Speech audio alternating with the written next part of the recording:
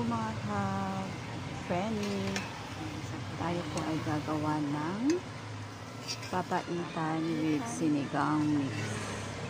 Ginisin ko na po ang mga laman loob po ng baka. Tapos isinabay ko na din po ang siling green.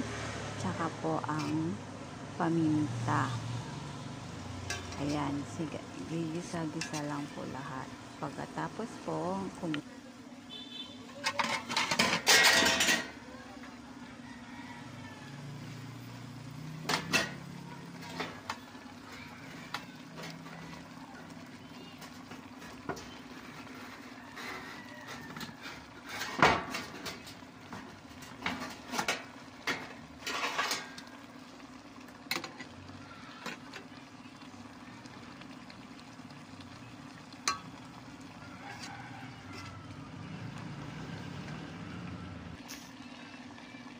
lagyan po natin ng pampaasim na konti.